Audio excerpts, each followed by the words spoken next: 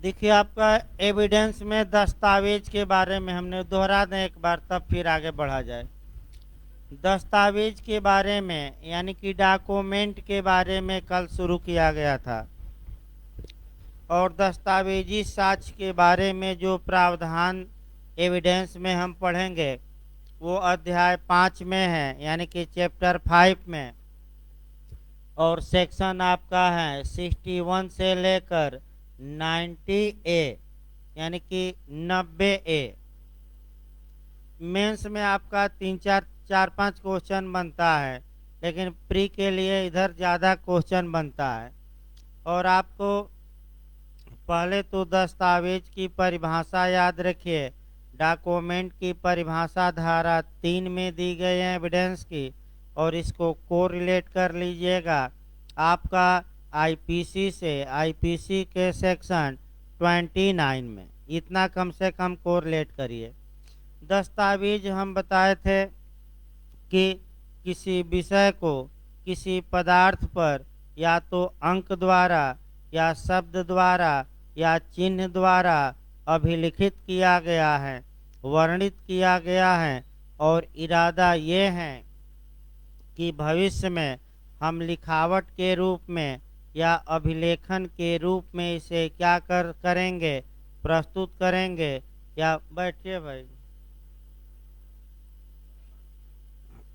हाँ, पर्स किसका है भाई, गिरा है? हो सकता है, रख दीजिए, वहीं रखे रहिए, जिसका होगा। अब जिसका होगा भाई, अब देखा जाएगा। देखिए, आगे आपका डॉक्यूमेंट अभी शुरू किया जा रहा है भाई, अभी नया नहीं चला। आपको डॉक्यूमेंट के बारे में बताया गया था, और उसमें जो आपको कंपटीशन के लिए याद करना है, तो वेस्ट महोदय का उदाहरण जरूर याद रखिए। 2 3 बार यूपी एपीओ में रिपीट किया है कि एक दूधिया है, जितनी दूध की मात्राएं दे रहा है, एक लकड़ी के पटरे पर चिन्ह बना रहा है। तो जो ये चिन्ह बनाया है लकड़ी के पटरे पर, या हो सकता है दे दे दीवार पर बना रहा है, हो सकता है इसी में दे दे आपका पत्थर पर बना रहा है, तो घबराना नहीं है। चाहे लकड़ी के पटरे पर चिन्ह लगाए, दीवार पर या पत्थर पर, ये डॉक्यूमेंट माना जाएगा। क्योंकि कल हमने बताया था कि दस्तावेज की परिभाषा में हूबहू ये क्या हो रहा है, सेट। यानी कि फिर एक बार सेट किया जाए, किसी विषय को यानी कि दूध की मात्रा को किसी पदार्थ पर यानी कि लकड़ी के पटरे पर, अब या तो अंक द्वारा तो अंक है नहीं, या शब्द द्वारा तो शब्द है नहीं, लेकिन एक और हमने बताया था चिन्ह द्वारा, तो चिन्ह द्वारा उल्लिखित किया है। और इरादा ये है कि भविष्य में अगर दूध की मात्रा को लेकर विवाद उत्पन्न हो, तो ये लकड़ी का पटरा हम क्या करेंगे, पेश कर देंगे। तो ये शुद्ध रूप से डॉक्यूमेंट माना जाएगा कि नहीं माना जाएगा।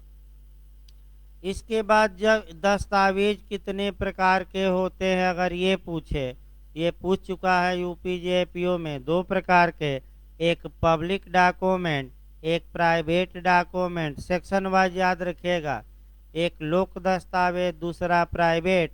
लोक दस्तावेज कहाँ है बताया गया था 74, और प्राइवेट कहाँ है 75। जब इस दस्तावेज को एविडेंस के रूप में प्रस्तुत किया जाएगा, तो उसे एक नाम देंगे दस्तावेजी साक्ष्य। और दस्तावेजी साक्ष्य कितने प्रकार का, 2। एक प्राथमिक यानी कि मूल कॉपी, और दूसरा द्वितीयक यानी कि आपका फोटो स्टेट कॉपी। ये समझना है। यानी कि दस्तावेजी साक्ष्य याद रखिएगा कितने प्रकार के, 2। इसके बाद जो क्वेश्चन आपका बना है इंटरव्यू में कि किस एविडेंस को डेड एविडेंस कहा जाता है, डेड यानी कि मृत साक्ष्य, तो आपका दे देगा मौखिक साक्ष्य को, दस्तावेजी साक्ष्य को, अनुश्रुत साक्ष्य को, इनमें से कोई नहीं। तो दस्तावेजी साक्ष्य को डेड एविडेंस या मृत साक्ष्य कहा जाता है। अब यहाँ आपका नया क्वेश्चन बन सकता है कि जीवित साक्ष्य या जिंदा साक्ष्य किसे कहा जाता है।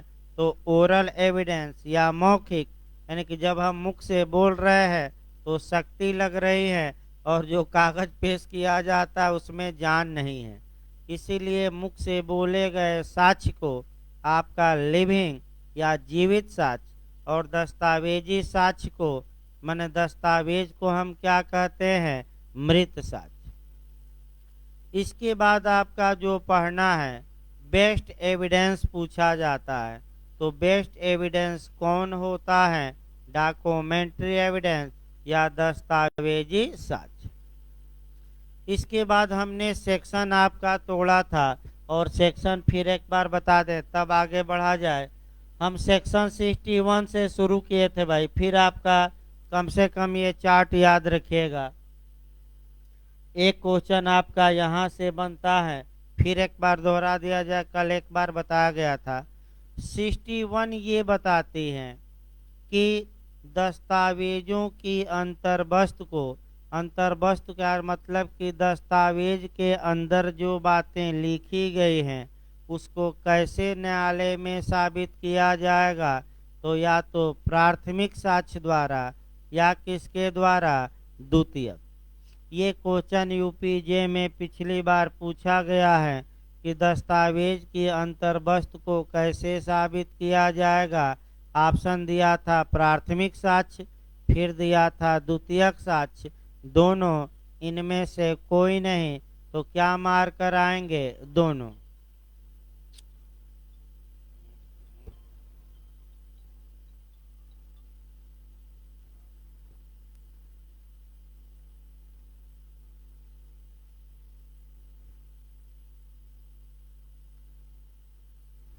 आप दोनों मार्क कराइएगा। यहाँ से एक और कोरिलेट करके पढ़िएगा 59 कि आपका किसे मौखिक साक्ष्य द्वारा साबित किया जा सकेगा।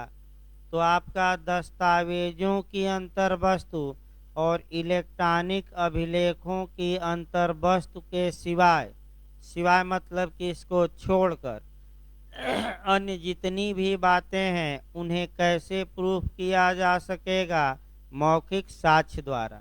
अब यही क्वेश्चन घुमा दें हम कि दस्तावेज को और इलेक्ट्रॉनिक अभिलेख की अंतर्वस्तु को कैसे साबित किया जाएगा। तो इसके लिए दस्तावेज पेश किया जाए और 61 यही बताती हैं कि या तो मूल कॉपी पेश किया जाए यानी कि प्राथमिक साक्ष्य, या सेकेंडरी यानी कि द्वितीयक। अब इसमें आपका प्राथमिक द्वितीयक में भी उत्तराखंड राज्य ने एक क्वेश्चन बनाया है कि प्राथमिक और द्वितीयक में कौन बेस्ट होता है। तो इसमें जब बेस्ट पूछे तो हमेशा मूल कॉपी बेस्ट होती है। तो प्राथमिक और द्वितीयक साक्ष्य में पूछ ले कोई एक बताइए कि बेस्ट एविडेंस कौन है, तो आप क्या मारेंगे, प्राइमरी एविडेंस या मूल साक्ष्य यानी कि प्राथमिक साक्ष्य यानी कि मूल कॉपी। इसके बाद हम बताए थे 62 पिछली बार यूपीएपीओ में आया था, प्राथमिक साक्ष्य की परिभाषा कहाँ दी गई है। तो आपका यानी कि मूल कॉपी किसे माना जाएगा, इसकी परिभाषा कहाँ है, तो 62 में। अब रटना है ये। अब मूल कॉपी, अगर मूल कॉपी स्वयं पेश कर दिया जाए तो वह प्राथमिक साक्ष्य। मूल कॉपी कई भाग, कई पार्ट माने कई प्रतियों में बनी है तो सभी मूल कापियां हम बताए थे। संविदा का उदाहरण भी दिए थे और 91 का स्पष्टीकरण 2 भी याद रखिएगा कि अगर मूल कई प्रतियों में है तो कितनी प्रति पेश कर दी जाएगी तो काम चल जाएगा, एक, कोई एक की सभी एक। ये झारखंड जे का मॉडल है। फिर आपका ये तो स्पष्टीकरण से बताया गया था। फिर आपका काउंटर पार्ट बताया गया था प्रतिलेख।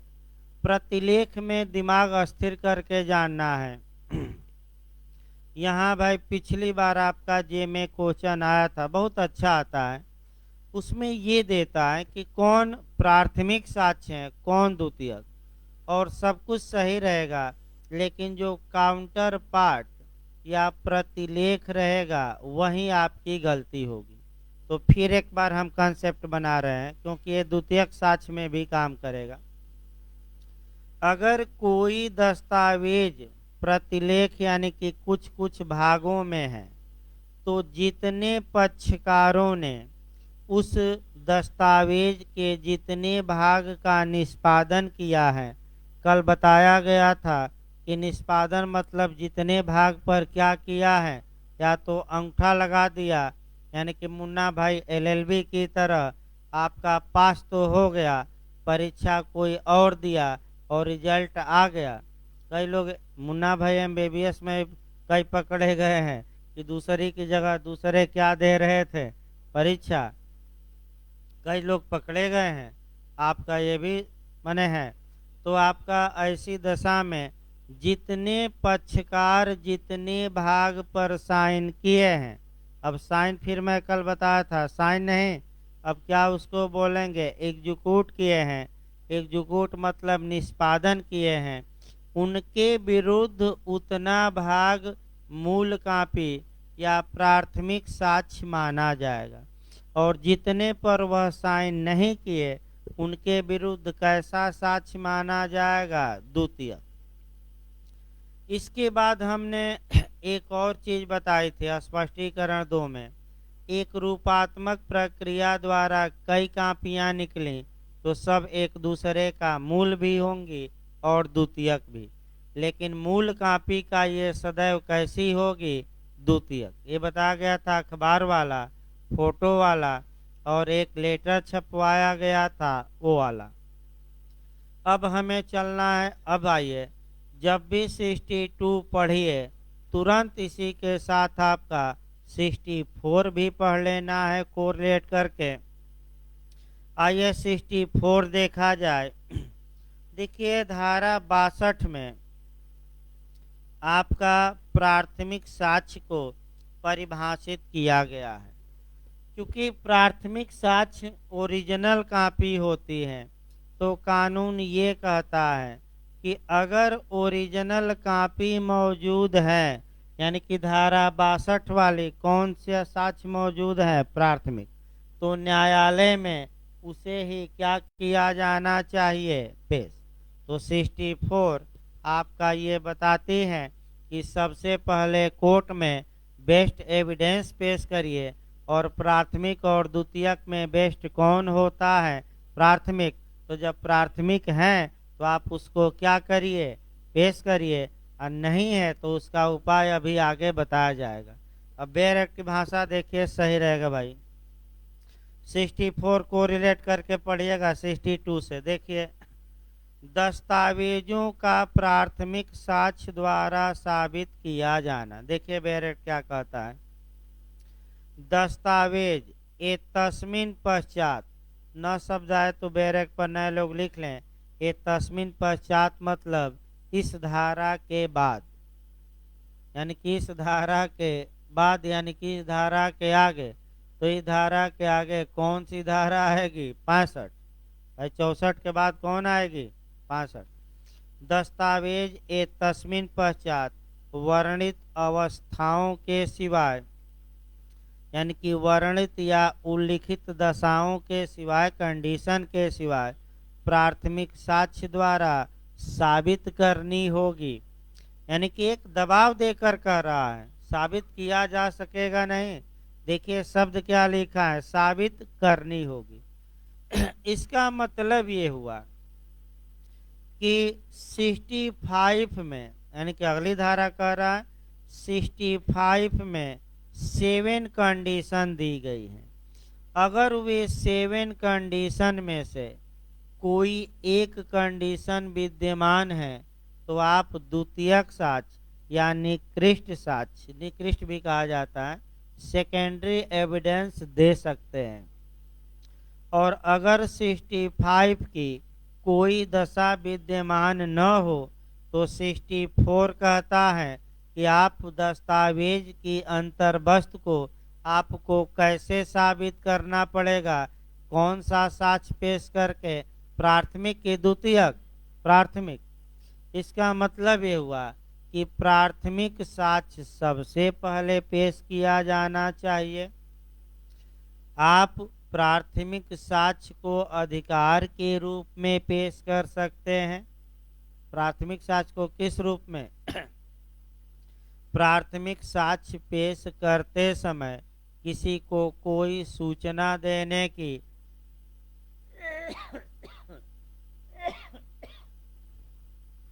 आवश्यकता भी नहीं है। प्राथमिक साक्ष्य सर्वोत्तम साक्ष्य होता है। और ये किस सेक्शन में है कि आप पहले पेश करिए, तो 64 समाप्त हो गया। 64 भी।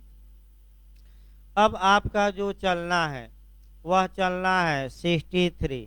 पहले एक कंसेप्ट बनाइए आपका, तब आपका और चीजें बताई जाएं।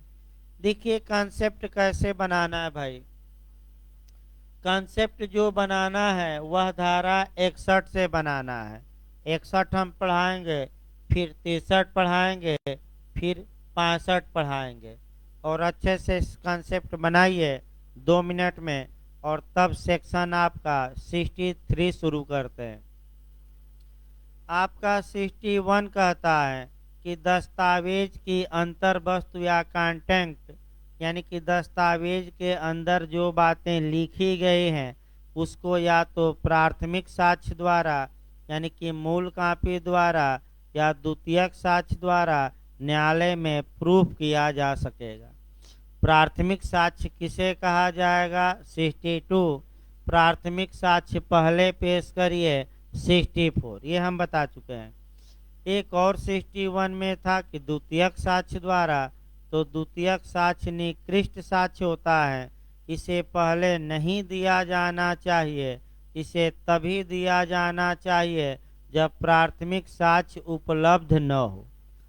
और द्वितीयक साक्ष्य दिए जाने के पहले आपको सूचना भी देनी पड़ेगी। तमाम बातें हैं, लेकिन पहले कॉन्सेप्ट बनाइए तब आगे बढ़ा जाए। देखिए 61 बताती है कि आप सेकेंडरी एविडेंस द्वारा भी दस्तावेज में कही गई बातों को साबित कर सकते हैं। तो आखिर द्वितीयक साक्ष्य किसे माना जाएगा, या द्वितीयक साक्ष्य की परिभाषा कहाँ दी गई है? तो परिभाषा पूछे तो कौन सी मारेंगे? धारा 63। अब रट कर जाइए। और द्वितीयक साक्ष्य कब दिया जा सकेगा, किस कंडीशन में दिया जा सकेगा, किस अवस्था में दिया जाएगा, किस परिस्थिति में दिया जाएगा, ये कहाँ बताया गया है? 65। अब अगला ये नियम कितने प्रकार के साक्ष्यों को द्वितीयक साक्ष्य माना गया है? नया क्वेश्चन बन सकता है। तो आप ये बताइएगा कि 5 प्रकार के साक्ष्यों को क्या माना गया है? द्वितीयक साक्ष्य। यानी कि अगर आप द्वितीयक साक्ष्य न्यायालय में पेश करना चाहते हैं तो सबसे पहले आपको न्यायालय को संतुष्ट करना पड़ेगा कि जो हम दस्तावेज पेश कर रहे हैं ये द्वितीयक साक्ष्य है। और द्वितीयक साक्ष्य है इसका मतलब कि 5 में से किसी एक खंड में आप न्यायालय को संतुष्ट कराएंगे कि हमारा ये जो दस्तावेज है ये कौन सा साक्ष्य है? द्वितीयक। तो कहाँ सेट करेंगे? पहला नियम 5 में से किसी एक में। द्वितीयक साक्ष्य आप सेट कर दिए तो हमेशा द्वितीयक साक्ष्य नहीं दे सकते। आपका 7 कंडीशन दी गई है, यानी कि सेक्शन 65 में 7 ऐसी दशाएं दी गई हैं जहां की आप सेकेंडरी एविडेंस दे सकते हैं। अब आपका क्वेश्चन ये बनता है कि धारा 65 में आपका कितनी कंडीशन दी गई है जिस कंडीशन के लागू होने पर आप द्वितीयक साक्ष्य दे सकते हैं? कितनी कंडीशन? 7। देखिए क्वेश्चन अच्छा और बनता है, डिटेल में तो अभी चला जाएगा एक एक शब्द सर। सेक्शन 65 में आपका किस अवस्था में द्वितीयक साक्ष्य देंगे ये भी बताया गया है, और द्वितीयक साक्ष्य में क्या देंगे, यानी कि किस अवस्था में द्वितीयक साक्ष्य पेश किया जाएगा और कौन सा द्वितीयक साक्ष्य पेश किया जाएगा, ये दोनों बातें 65 में बताई गई है। द्वितीयक साक्ष्य अधिकार के रूप में आप पेश नहीं कर सकते। द्वितीयक साक्ष्य पेश करने के पहले आपको कोर्ट को संतुष्ट करना होगा कि प्राथमिक साक्ष्य उपलब्ध नहीं है और हमारा साक्ष्य 65 के तहत द्वितीयक साक्ष्य माने 65 के तहत 7 कंडीशन में से कोई एक विद्यमान है, अतः न्यायालय मेरा द्वितीयक साक्ष्य क्या कर ले, स्वीकार। इसके लिए एक और धारा जोड़िएगा, और वह जब भी धारा जोड़िएगा 104 से जोड़िएगा। देखिए आपका 104 और आपका 136 दो सेक्शन और इसमें ऐड करना है। कौन कौन? 104 एविडेंस का और कौन सा 136। भले आपको याद न हो, लेकिन जब मृत्युकालिक कथन मैं बता रहा था तो इन दोनों सेक्शनों को मैं बताया था, फिर मैं डिटेल में बता रहा हूँ। आपका निश्चित तौर पे लगातार एक क्वेश्चन यहाँ से ही बनता है। 136 पर तो हमेशा 136 पर क्वेश्चन बनता है। 104 पहले देखिए। देखिए 104 ये बताता है कि अगर कोई तथ्य किसी दूसरे तथ्य पर निर्भर है तो ऐसी दशा में जिस पर वह निर्भर है पहले वह साबित करिए और तब दूसरा तथ्य आप साबित करिए। तो पहले हम मृत्युकालिक कथन बताते हैं। आप लोगों को बताया गया है, फिर एक बार आप लोग बताइए। मृत्युकालिक कथन कब किसी व्यक्ति का माना जाएगा? जब वह जिंदा हो कि मर गया हो? मर गया हो। तो अगर न्यायालय में मृत्युकालिक कथन पेश किया जाता है तो वह किस पर डिपेंड करता है कि वह व्यक्ति कथन करने के बाद क्या हो गया हो? मर गया हो। तो पहले तो ये न्यायालय में प्रूफ करिए कि जिस व्यक्ति का कथन है वह व्यक्ति क्या हो गया है? मर गया है। तो ये बात किस धारा के तहत पहले साबित करनी होगी? 104। किस धारा के तहत? लेकिन न्यायालय अगर उचित समझे तो मृत्युकालिक कथन को पहले स्वीकार कर सकता है और मृत्यु साबित करने के लिए बाद में कह सकता है कि ये मृत्युकालिक कथन मैं स्वीकार कर ले रहा हूँ और ये आदमी मर गया है, इसको आप बाद में साबित करिएगा। लेकिन छूट नहीं दी जा सकती। हर हाल में ये व्यक्ति मर गया है, भले बाद में साबित करना पड़े, साबित करना ही होगा। तो आपका किसमें न्यायालय छूट दे सकता है और पहले मृत्युकालिक कथन स्वीकार कर सकता है? ये किस सेक्शन में आएगा? 136। तो पहले किसको स्वीकार कर ले? मृत्युकालिक कथन को, और क्या कह दे कि मृत्यु आप कब साबित करिएगा? बाद में। छूट नहीं, साबित करना ही होगा। उसी प्रकार आप द्वितीयक साक्ष्य में थोड़ा दिमाग लगाइए अच्छे से। भाई अगर कोई पक्षकार कहता है कि हजूर हमारा ये द्वितीयक साक्ष्य आप स्वीकार करिए, सेकेंडरी एविडेंस स्वीकार करिए, तो कानून ये कहता है कि जब आप द्वितीयक साक्ष्य को पेश कर रहे हैं तो उसके पहले एविडेंस की धारा 104 के तहत आपको साबित करना पड़ेगा कि प्राथमिक साक्ष्य का अभाव है और आपका प्राथमिक साक्ष्य हमारे पास है नहीं। और कितनी दशाएं 65 में विद्यमान है? 7। और इन 7 में से कोई एक कंडीशन है, अतः हमारा द्वितीयक साक्ष्य आप क्या करिए? स्वीकार करिए। ये साबित करना पड़ेगा। लेकिन फिर वही मृत्युकालिक कथन वाला नियम, लेकिन एविडेंस की धारा 136 के तहत न्यायालय इस नियम को छूट नहीं दे सकता, शिथिल कर सकता है और द्वितीयक साक्ष्य पहले स्वीकार कर ले और कह दे कि कंडीशन आप कब साबित करिएगा बाद में, तो क्या छूट दी जाएगी कि नहीं? केवल नियम को शिथिल किया जा सकता है, छूट नहीं। आपको साबित करना ही होगा भले बाद में कि धारा 65 की कितनी कंडीशनों में से एक विद्यमान है, तो 7। अब कहीं समस्या हो कॉन्सेप्ट में तो बताइए, नहीं तो भाई अब बेहर शुरू होगा, क्योंकि सबसे पहले कॉन्सेप्ट। अब आइए 63 देखा जाए भाई, पांचों खंड याद रखिएगा, इसकी व्याख्या भी।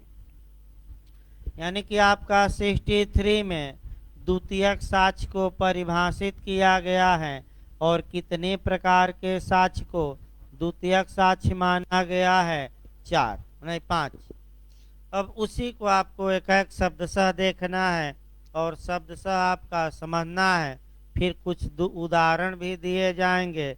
अब बेरक निकाल लीजिए, सही रहेगा। देखिए भाई आपका सेकेंडरी एविडेंस द्वितीयक साक्ष्य से अभिप्रेत है।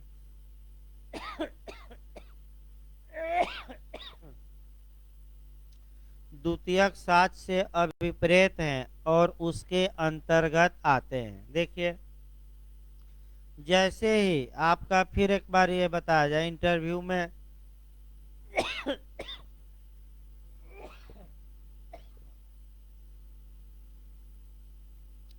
अगर ये शब्द रहे कि मीन्स एंड इंक्लूड्स,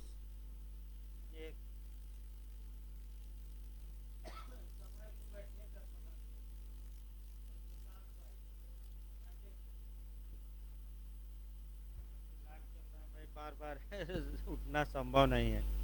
देखिए आपका फिर भाई, अगर एक क्वेश्चन इंटरव्यू में यहाँ भी पूछा जाता है, अगर शब्द आपका मीन्स एंड इंक्लूड्स रहे, यानी कि अभिप्रेत हैं, मीन्स मने अभिप्रेत हैं और इंक्लूड्स मने समाहित हैं।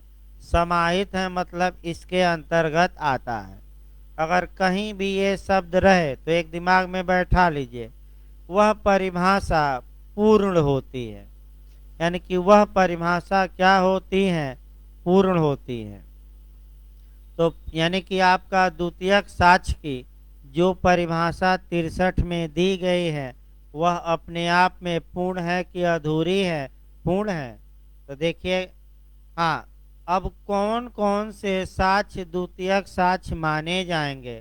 तो पहला देखिए, ए तस्मिन पश्चात, न है तो लिख लीजिए बैरक पर, इसके बाद। ए तस्मिन पश्चात मतलब क्या, इसके बाद।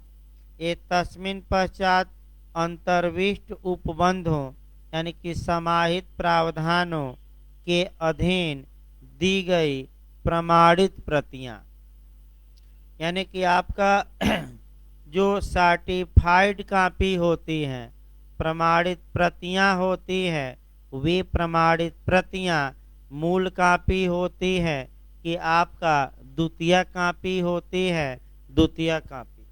तो आपका तुरंत यानी कि इसका मतलब ये हुआ कि जो भी प्रमाणित या सर्टिफाइड कॉपी या प्रति आप न्यायालय में पेश करते हैं, वे सभी प्रमाणित प्रतियां प्राथमिक साक्ष्य न होकर कैसा साक्ष्य होगी, द्वितीय। अब देखिए प्रमाणित कॉपी के लिए सेक्शन कुछ जोड़ना पड़ेगा और 65 भी दिखाना पड़ेगा। आपका 65 तो बाद में हम पढ़ाएंगे, लेकिन कुछ सेक्शन जोड़िए। आपका 74 जोड़िएगा, 76 जोड़िएगा और 77, यानी कि कम से कम 3 धाराएं सर्टिफाइड कॉपी पर कोरिलेट करके पढ़िएगा। देखिए अच्छे से इसको। 74 में पब्लिक डॉक्यूमेंट यानी कि लूक दस्तावेज को परिभाषित किया गया। सार्वजनिक दस्तावेज, सार्वजनिक दस्तावेज की मूल कॉपी नहीं दी जाती, बल्कि उसकी सर्टिफाइड कॉपी दी जाती है तो जो सार्वजनिक दस्तावेज की सर्टिफाइड कॉपी आप प्राप्त करते हैं, तो पहला नियम याद रखिए, लोक दस्तावेज कहाँ परिभाषित है? 74 में। लोक दस्तावेज की कौन सी कॉपी पाएंगे आप? ओरिजिनल किस माने प्रमाणित? प्रमाणित कॉपी किस धारा के तहत? बढ़ते रहे धारा 76 के नहीं 76 के तहत। और प्रमाणित कॉपी जहां भी जरूरत हो आप प्रमाणित कॉपी क्या कर सकते हैं? पेश कर सकते हैं। ये कौन सी धारा है? तो फिर एक धारा आगे बढ़ जाना है, कौन सी? 77।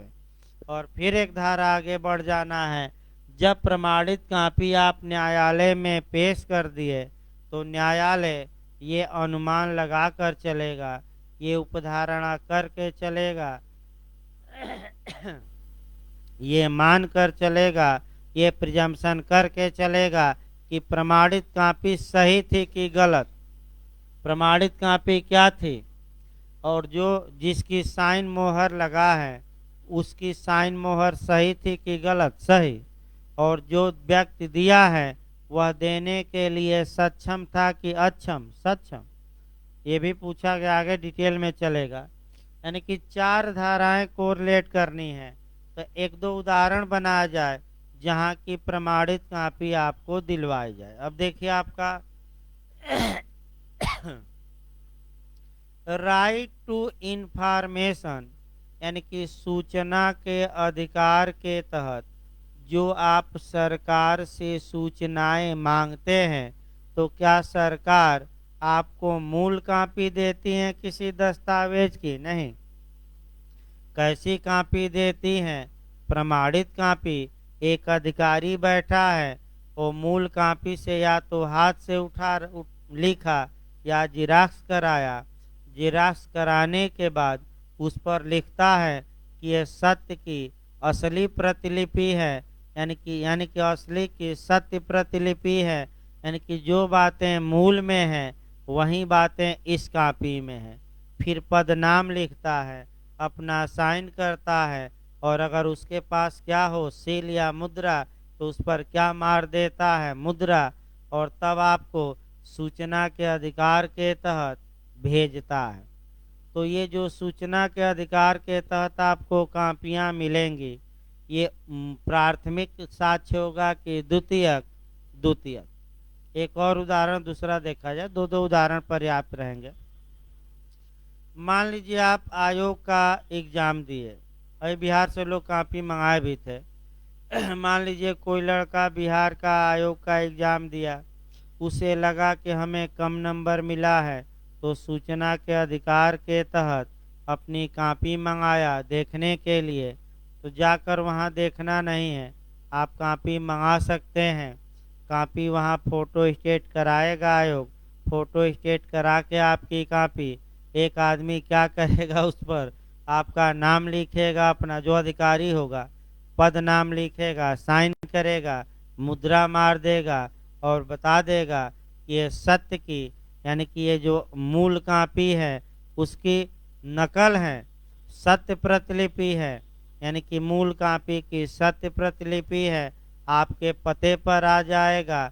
लेकिन समस्या है कि एक पेज का फोटो स्टेट का 2 रुपया, सरकारी रेट 2 रुपया भाई।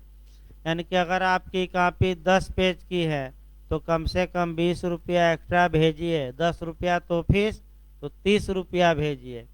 अगर आपकी कॉपी 50 पन्ना है तो 100 रुपया पहले से भेजिए, नहीं तो वहाँ से भी लेटर आएगा, इतना पेज हैं, इतनी कापियाँ हैं, आप इतना पैसा भेजिए। एक कॉपी का कितना रुपया?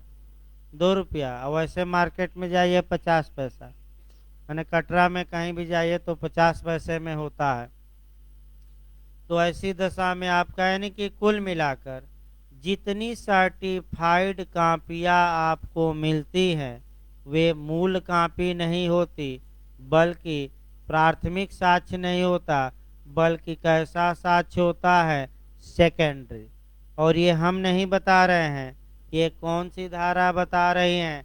63 का कौन सा क्लास? पहला कि दूसरा? पहला। अब दूसरा देखिए दूसरा देखिए भाई, आपका मूल से ऐसी यांत्रिक प्रक्रियाओं द्वारा जो प्रक्रियाएं स्वयं ही प्रति की शुद्धता सुनिश्चित करती हैं, बनाई गई प्रतियां और ऐसी प्रतियों से तुलना की हुई प्रतिलिपियां। अब यहीं आपको सतर्क रहना है। जो आपकी गलती होगी, मैं बता दूं, या तो खंड 2 से गलती होगी या 3 से, और इसी में आपका उलझाऊपन आता है। यानी कि जो भी आयोग उलझाऊ क्वेश्चन बनाता है, या तो क्लास 2 से बनाता है या क्लास 3 से। इसको और अच्छे से जानना है, 2 बार हम बताएंगे।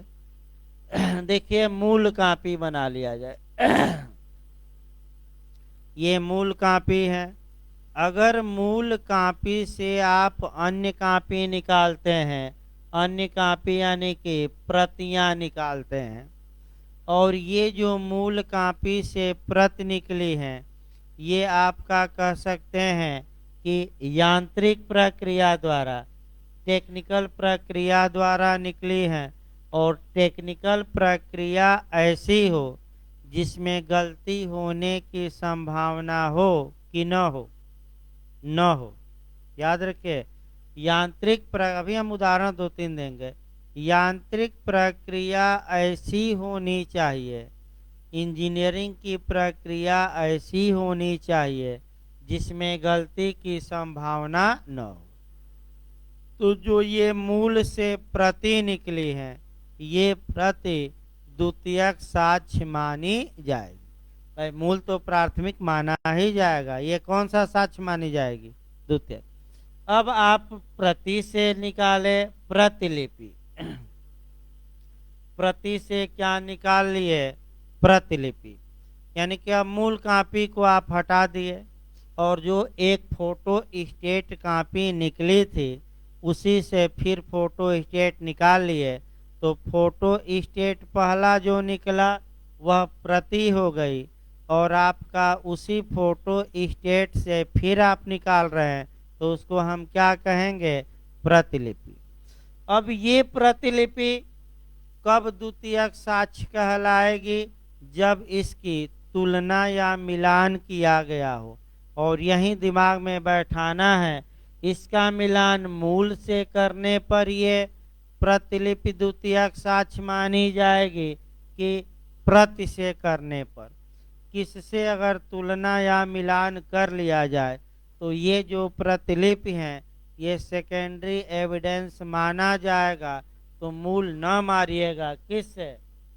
आपका प्रतियां। किससे तुलना? माने अगर प्रतियों से किसकी तुलना कर ली गई? प्रतिलिपियों की। तो ये भी प्रतिलिपियां कौन सा साक्ष्य मानी जाएगी? द्वितीयक।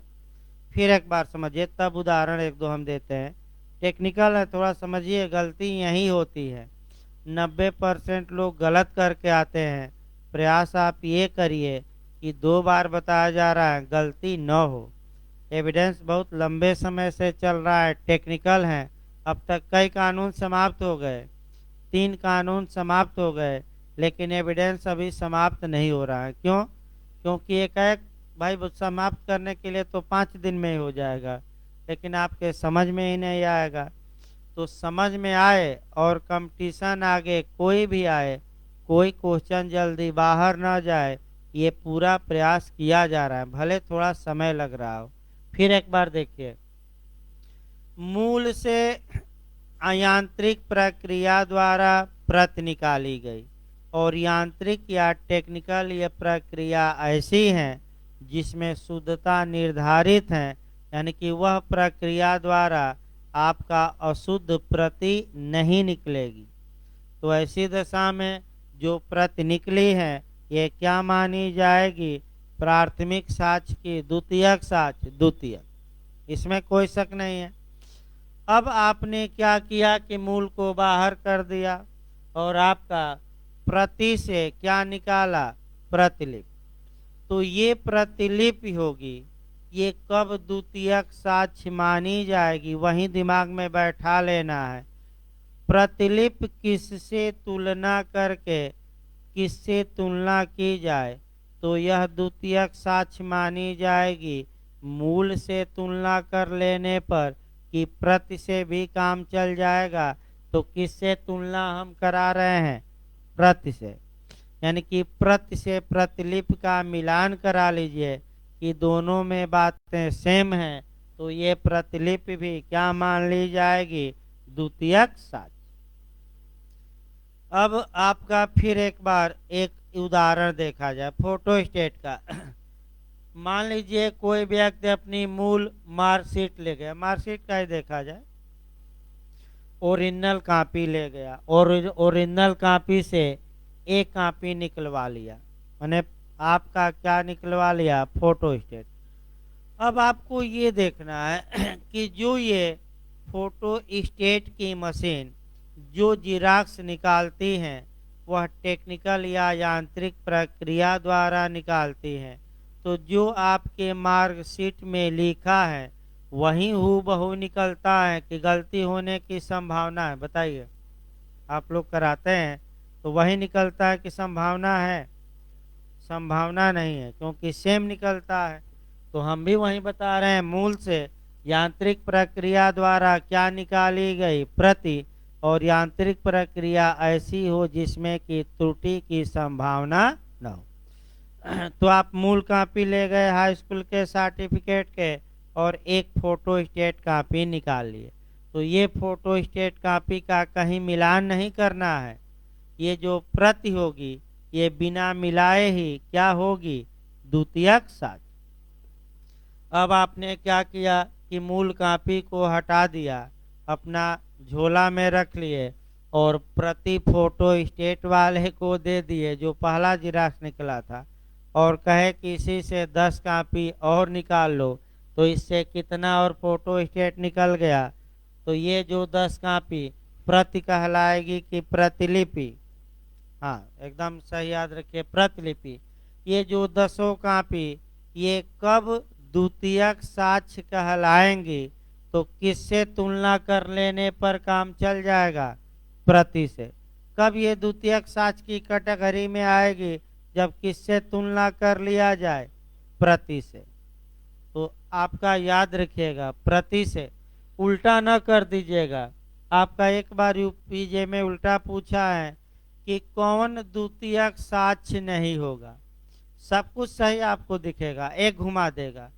प्रतिलिपि से जो प्रति निकली है, यानी कि इस 10 में से प्रति निकली, ये कहाँ से होगा भाई? प्रतिलिपि से आप प्रति निकाल रहे हैं तो वह द्वितीयक साक्ष्य नहीं मानी जाएगी। आप किससे आप प्रतिलिपि निकालेंगे? प्रति से, यानी कि पहली कॉपी से अन्य निकाले, उल्टा नहीं चलेगा। तो ये आप भरमाने के लिए पूछ लिया जाता है। अब आइए, अब तीसरा क्लास देखिए भाई, दूसरा क्लास दिमाग में बैठा रहेगा। देखिए आपका तीसरा क्लास पढ़ने से पहले एक उदाहरण पहले देखा जाए, जो आपका 10-15 साल पहले। देखिए होता क्या था 10-15 साल पहले भाई, जिराक्स या फोटो स्टेट की मशीनें नहीं थी ज़्यादा। शहर में लोग जाते थे और बहुत महंगा लेते थे, एक का 4 रुपया 5 रुपया एक कॉपी का। आपका जैसे फ़ोन है तो आज भले फ्री है और पैसा कम लग रहा है, और 15 साल पहले आपका कह सकते हैं कि कॉल करिए तो 12-13 रुपया, और रिसीव करते थे लोग तो 8-10 रुपया कटता था, यानी कि कॉलिंग में भी रिसीविंग में भी।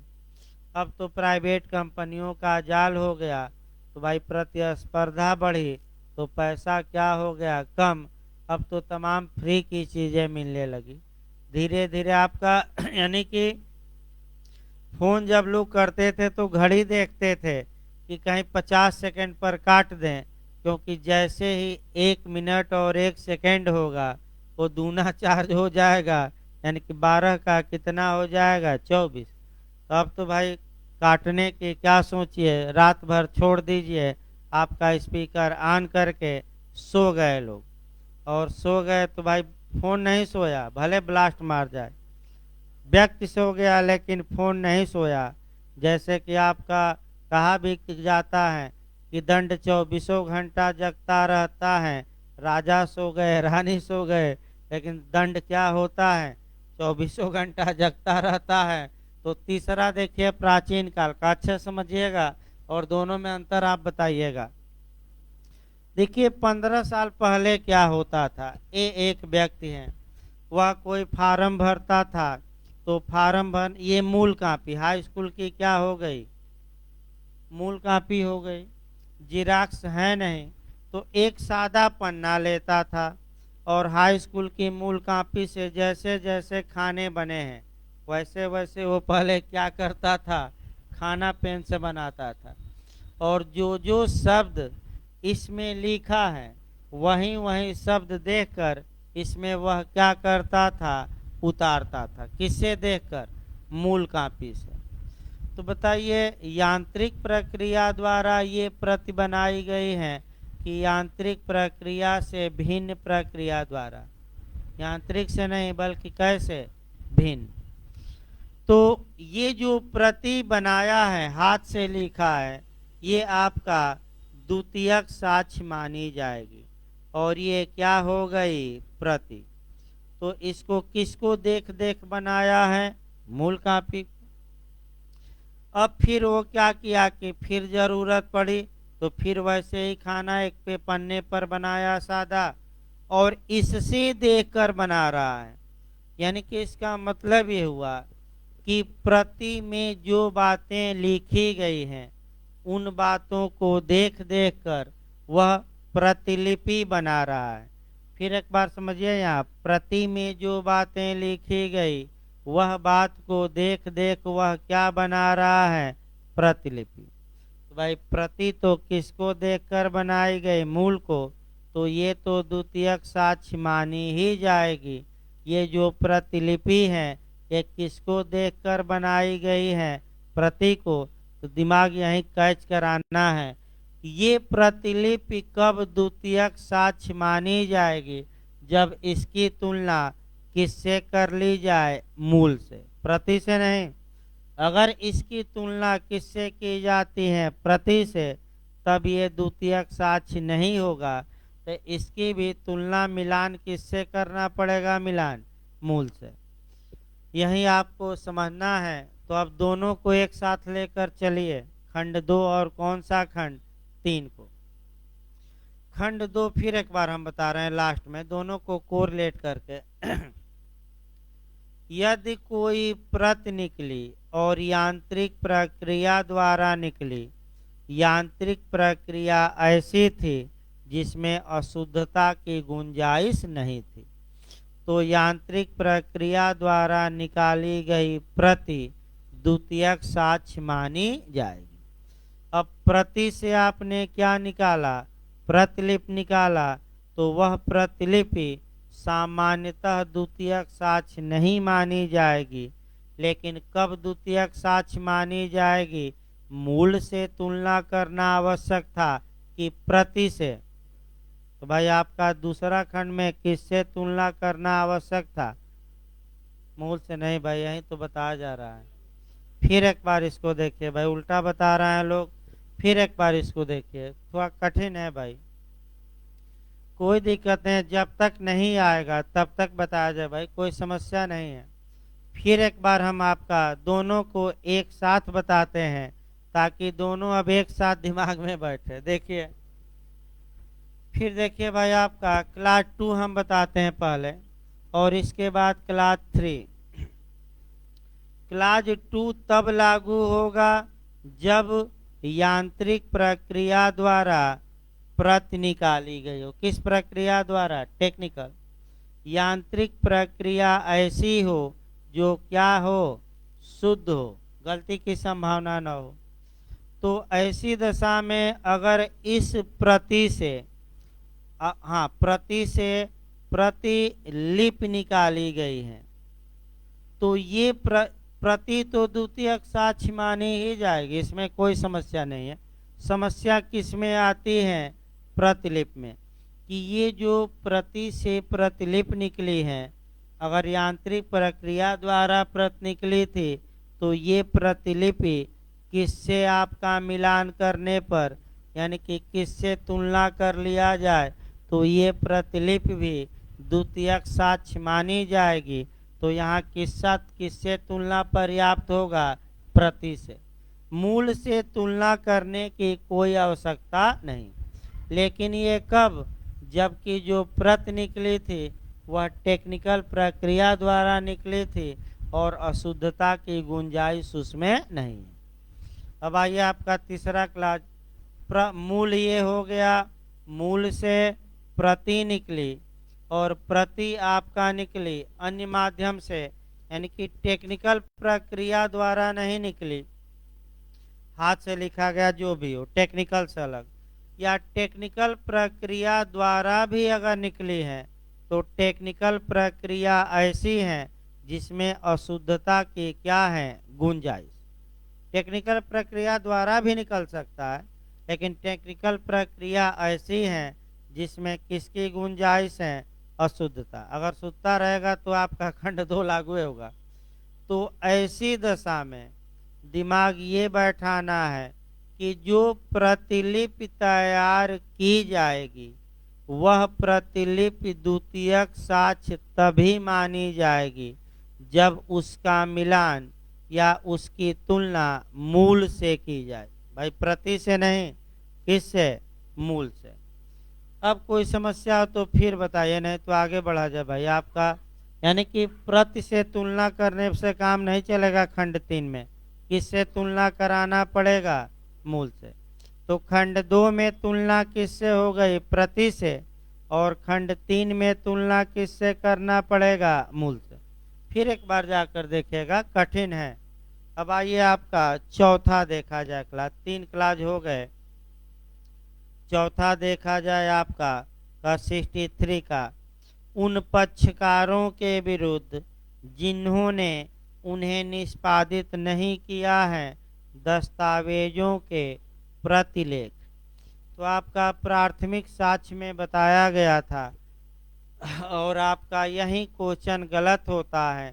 फिर एक बार देखिए, चेक वाला पहले उदाहरण देखिए ताकि उदाहरण से दिमाग में अच्छा बैठता है।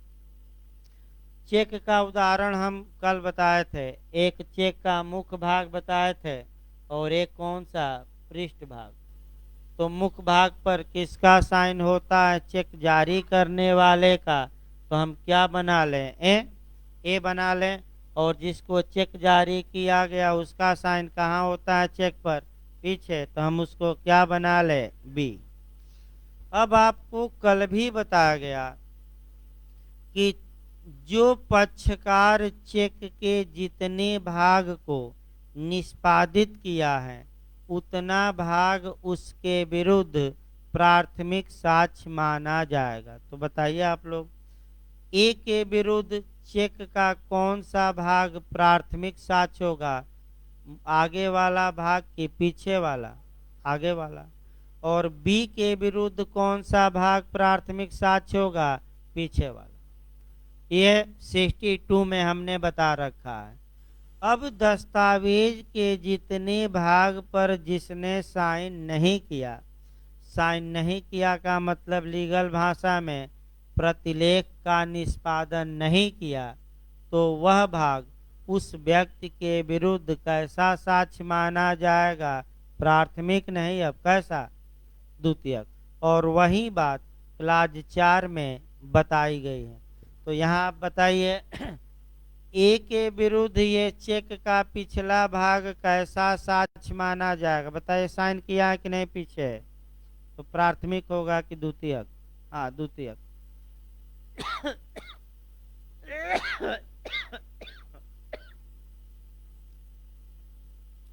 और बी के विरुद्ध चेक का मुख्य पृष्ठ कैसा भाग माना जाएगा? कैसा साक्ष्य?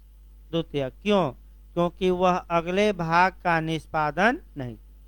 तो यही बात लीगल भाषा में फिर समझिए क्लास 4 में बताई गई है कि अगर कोई दस्तावेज काउंटर पार्ट में है, कई भागों में है, तो जो पक्षकार जिन भागों को निष्पादित नहीं किया उतना भाग उसके विरुद्ध कौन सा साक्ष्य माना जाएगा? द्वितीयक। और जितने पर साइन किया, निष्पादित किया, उतना भाग क्या माना जाएगा? प्राथमिक।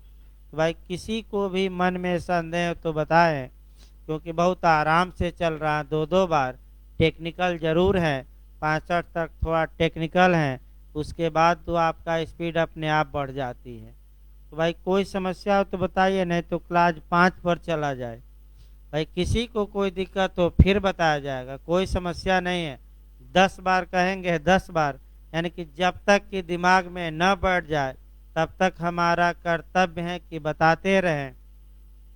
जैसे मोदी जी भी कहते हैं कि जब तक दवाई नहीं तब तक ढिलाई नहीं, यानी कि हमारा भी कहना है कि जब तक दिमाग में न बैठ जाए तब तक बताने में कोई ढिलाई न बरती जाए, ताकि मुन्ना भाई एलएलबी वालों के भी दिमाग में सभी बातें क्या हो, बैठ जाए। तो देखिए भाई आपका यानी कि इसका मतलब कि जो एलएलबी पास कर गया, परीक्षा देने भी नहीं गया, जिसकी जगह पर दूसरा परीक्षा दे दिया और यहाँ आ गया है, तो उसका भी स्वागत है भाई, लेकिन मेहनत तो करनी ही पड़ेगी। तो आगे देखा जाए आपका, आगे देखिए भाई आपका, अब क्लास 5 देखा जाए। 5 आपका 63 का क्लास 5 पर अब तक के इतिहास में क्वेश्चन नहीं बना है, और जो न बना उसको ज़्यादा अटैक करिएगा और बनने का पूरा चांस है। देखिए आपका क्या क्वेश्चन, पहले 5 न पढ़िए, पहले क्वेश्चन निकाल लिया जाए। क्वेश्चन आपका डीम्ड पर बनता है। डीम्ड, डीम्ड जहां भी शब्द आए पहले उसका नियम समझिए, तब डिटेल में चलेगा। जहां आपको डीम्ड शब्द आए, डीम्ड की हिंदी होती है मानद, द। मानद मने कल्पना, कल्पना करना मने अनुमान लगा लेना। अनुमान लगाना मतलब कि वास्तव में वह बात सही नहीं है, लेकिन कानून जबरदस्ती उस बात को सही मान लेता है। भाई याद रखिए, यानी कि वास्तविकता कुछ और है और कानून मानता कुछ और है। जैसे कि आपका एक वास्तविकता दिखाया जाए तब यहाँ, अगर किसी पुरुष और स्त्री के बीच मैरिज हुआ और मैरिज के 1 मिनट बाद ही स्त्री को शिशु पैदा हुआ, तब ये न कहेगा कि कैसे हो जाएगा। वो बाद में बताया जाएगा 112 में। शिशु पैदा हुआ तो कानून ये मानेगा कि इस शिशु का पिता वह पति है जिससे 1 मिनट पहले क्या हुआ है, मैरिज, यानी कि विवाह। अब ये ना कहेगा कैसे हुआ, बाद में हम बताएंगे, अभी नहीं, बहुत कहानी लंबी चल जाएगी। तो भाई लंबी कहानी नहीं जानना है, हमें कोरिलेट करना है। फिर आप देखिए, तो जैसे ही डीम्ड आए तो आपका डीम्ड डीम्ड डीम पर 2 चीज़ें जरूर याद रखिएगा, एक सेक्शन 119 और दूसरा 63 का क्लाज 5। अच्छे से देखिए इसको। 119 धारा पर तो आपका पिछली बार यूपीजे में 2 क्वेश्चन आ गया, लेकिन एक सेक्शन अभी बचा है 63 का क्लास 5, और अब आयोग की नज़र, एक्सपर्ट की नज़र इसी पर है, और हो सकता है कि अगली परीक्षाओं में ये पूछा जाए, क्योंकि 119 तो भाई कई बार आ चुका है लगातार। जे में 2 आया, एपीओ में आया, अब बचा कौन है आपका 63 का कौन सा क्लास 5। पहले 119 निपटा लिया जाए। 119 देखिए भाई, मैं बताया भी था आपका मौखिक साक्ष्य में, इसमें शक नहीं है। 119 में डम्ब विटनेस या मूक साक्षी, अब हेडिंग है जो साक्षी बोलने में क्या है, असमर्थ, यानी कि मौनी बाबा। तो अब आप लोग बताइए, अगर कोई साक्षी बोल नहीं सकता तो क्या वह साक्ष्य दे सकता है कि नहीं, सक्षम होगा कि नहीं होगा? कौन सी धारा में? 119। कैसे दे सकता है भाई? लिख कर दे दे, संकेत कर दे, चिन्ह बना दे इत्यादि, जैसे वह न्यायालय को। तो अगर वह लिख कर देता है कागज पर, तो वह जो लिख कर दिया है वास्तव में वो माना जाना चाहिए दस्तावेजी, क्योंकि वह तो अब कागज पर क्या किया गया, लिख लिया गया। लेकिन दस्तावेजी न मानकर कानून मानता क्या है, मौखिक। वास्तव में हुआ दस्तावेजी, लेकिन कानून क्या माना, मौखिक। तो इसी को कहते हैं मानद मौखिक साक्ष्य का सिद्धांत, डीम्ड ओरल एविडेंस का सिद्धांत, या प्रकल्पित मौखिक साक्ष्य का सिद्धांत। वास्तविकता कुछ और है और कानून मानता कुछ और है। वास्तविकता है कि कागज पर क्या हुआ है, लिखा गया। लेकिन कानून लिखा न मानकर क्या मानता है, मौखिक बोला गया। तो वास्तविकता कुछ और आपका माना कुछ और, जैसी को डीम्ड कहा जाता है।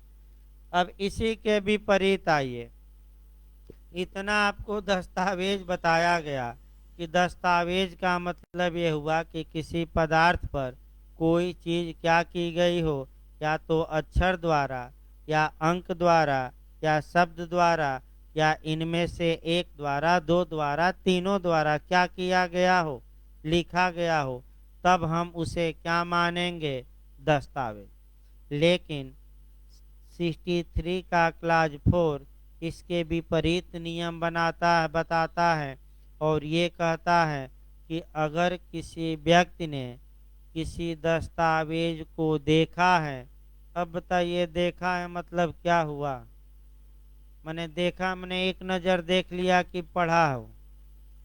भाई देखा हो मतलब क्या, यहाँ अर्थ निकालेंगे, पढ़ा हो। भाई गढ़ा न हो, क्या किया हो, पढ़ा हो।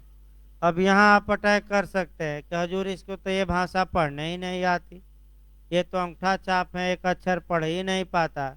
जैसे बाबा का मैंने कई लोग कहे ये तो कभी लिखते नहीं, तो आपका डीडी कहाँ से लिख देंगे, सुसाइड नोट कहाँ से लिख देंगे। तो पढ़े थे बाबा, पूरा मीडिया ने निकाला कि बाबा आपका पढ़े थे, लिखना भी जानते थे, लिख सकते थे। लेकिन अब आइए, अगर कोई व्यक्ति दस्तावेज को देखा है मतलब यहाँ अर्थ क्या निकालेंगे कानून में, पढ़ा है। भाई ये नहीं कि केवल ऊपर से देख लिया, पढ़ा है। और उस दस्तावेज के अंदर क्या बातें लिखी गई है, अपने मुख से बोले गए शब्दों द्वारा, यानी कि मौखिक रूप से कुछ बयान देता है, कुछ न्यायालय में कहता है। तो दिमाग आपको ये लगाना है, भाई अपनी आँखों से देखा और उस बात को मुख से बोल रहा है, तो ये तो मौखिक साक्ष्य हुआ। क्यों, क्योंकि एक कहाँ से बोल रहा है, मुख से। लेकिन कानून इसे मौखिक साक्ष्य न मानकर इसे भी दस्तावेजी साक्ष्य मानता है। तो प्राथमिक साक्ष्य मानता है कि द्वितीयक, कौन सा चल रहा है, द्वितीयक। कौन सा साक्ष्य, द्वितीयक। चूंकि है मौखिक साक्ष्य और मान क्या लिया गया, दस्तावेजी। तो इसी को एक लाइन में याद रखिए, डीम्ड डॉक्यूमेंट्री एविडेंस, प्रकल्पित दस्तावेजी साक्ष्य, मानद दस्तावेजी साक्ष्य का सिद्धांत किस धारा में, तो कौन सी धारा में, 63 के क्लाज 5। अब देखिए समस्या कैसे बनेगा। नहीं, एक व्यक्ति दस्तावेज को देखा था और न्यायालय में उस दस्तावेज की अंतर वस्तु के बारे में मौखिक बयान देता है। ये मौखिक बयान माना जाएगा प्रत्यक्ष साक्ष्य, अनुश्रुत साक्ष्य, प्राथमिक साक्ष्य, द्वितीयक साक्ष्य। बताइए क्या माना जाएगा 63 के क्लास 5 में, प्राथमिक के द्वितीयक, द्वितीयक, क्योंकि कौन सा हम पढ़ा रहे हैं साक्ष्य, द्वितीयक। अब दूसरा ये, एक व्यक्ति दस्तावेज को देखा था यानी कि पढ़ा था, और उस दस्तावेज में क्या बातें लिखी गई थी, मौखिक रूप से बता रहा है। तो वह जो मौखिक रूप से बता रहा है उसे कौन सा साक्ष्य मानेंगे, मौखिक, दस्तावेजी, दोनों इनमें से कोई नहीं। तो मौखिक न मानिएगा, क्योंकि कानून जबरदस्ती इसे क्या मानता है, दस्तावेजी, और इसी को इंग्लिश वर्जन में डीम्ड, डीम्ड माने माना, डीम्ड डॉक्यूमेंट्री एविडेंस, डॉक्यूमेंट्री है नहीं, लेकिन जबरदस्ती कानून क्या मान लेता है, दस्तावेज। तो अब जहाँ जहाँ डीम्ड है एक क्वेश्चन बनता है, और वह भी कोरिलेट करना पड़ेगा दो तीन जगह। एक तो कॉन्ट्रैक्ट में बनता है कि डीम्ड कॉन्ट्रैक्ट कहाँ है, कॉन्ट्रैक्ट के गुण नहीं है, जबरदस्ती कानून संविदा मान लेता है। तो 68 से लेकर हाँ 1-2 मिनट भाई, 68 से लेकर 72 डीम्ड कॉन्ट्रैक्ट है। इसी प्रकार बिहार और यूपी ने बनाया कि किसने भारतीय संविधान को डीम्ड फेडरल कहा, तो केसी वेयर ने भारतीय संविधान के नेचर को क्वासी फेडरल, ये यूपी जे में आया था पिछली बार और बिहार में भी जे में, क्वासी फेडरल कहा है किसने, केसी वेयर। और किसने वकीलों का स्वर्ग कहा है, तो जेनिंग्स, भाई रटना पड़ेगा, किसने, जेनिंग्स, सर आइवर जेनिंग्स। इसके बाद डीम्ड डिक्री भी पढ़ी जाती हैं, और यूपीजे में जब सीपीसी चलेगा तो धारा 2 की उपधारा 2 हम बताएंगे। 2 प्रकार के ऐसे निर्णय हैं जिसमें डिक्री या आज्ञप्ति के आवश्यक तत्व नहीं मिलते, फिर भी कानून जबरदस्ती क्या मान लेता है, डिक्री। यानी कि डीम्ड शब्द काफी महत्वपूर्ण है। और मैं बता दूं, एक क्वेश्चन आपका किसी भी कंपटीशन में बनता है, फिर एक बार आपको लास्ट में सतर्क किया जा रहा है, 63 का क्लाज 5 पूछ सकता है, क्योंकि जहां से अब तक टेक्निकल क्वेश्चन नहीं बने हैं वहीं दिमाग में ज़्यादा बैठाना है, और जो बन गए हो तो पढ़ाई जा रहा हो तो साल पेपर में मिल जाएगा, लेकिन आपका जो नहीं बना है उस पर विशेष ध्यान। देखिए आपका 2 ही सब्जेक्ट अभी शनिवार तक चलेंगे भाई, क्योंकि आपका मैंने खांसी उसी और तमाम दिक्कतें हैं, चलता रहे थोड़ा थोड़ा, भले कम चले, क्योंकि बड़ी हानि को रोकने के लिए कौन सी हानि कारित की जा सकती है, छोटी।